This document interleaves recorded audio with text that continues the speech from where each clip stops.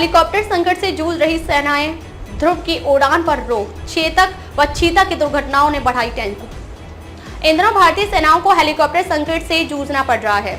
चीता और चेतक हेलीकॉप्टरों में उच्च दुर्घटना दर का सेनाएं पहले से ही सामना कर रही। अब लगभग 330 ध्रुव एडवांस्ड लाइट हेलीकॉप्टर के ग्राउंड होने के कारण सेनाओं की तैयारियों पर विपरीत प्रभाव पड़ा है। इस वजह से सैन्य अभियान व अग्रिम क्षेत्रों में टूही मिशन प्रभावित हुआ है।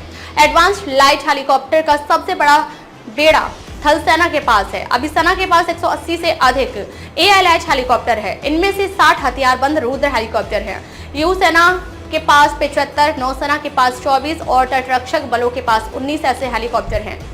इन हेलीकॉप्टरों का निर्माण हिंदुस्तान एरोनॉटिक्स ने किया है। पहली बार साल 2002 में इन्हें सेना में शामिल किया गया था। टाइम्स ऑफ इंडिया की खबर के मुताबिक चीन और पाकिस्तान सीमा पर सशस्त्र बल खोज, विजिलेंस, टोही मिशन और बचाव अभियान के लिए इन हेलीकॉप्टरों पर काफी निर्भर हैं।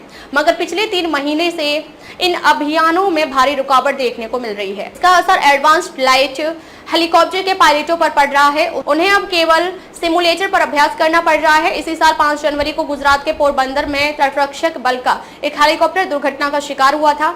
इस हादसे में 2 पायलटों और एक एयर क्रू ड्राइवर की जान चली गई थी। इसके बाद सभी ध्रुव एडवांस्ड लाइट हेलीकॉप्टरों को ग्राउंड कर दिया गया था। शुरुआती जांच में जानकारी मिली कि हादसा हेलीकॉप्टर में स्विच प्लेट फ्रैक्चर के कारण हुआ है। अधिकारियों का कहना है कि अन्य ALH में भी ऐसी ही समस्या देखने को मिल सकती है। इस वजह से इन्हें ग्राउंड किया गया है।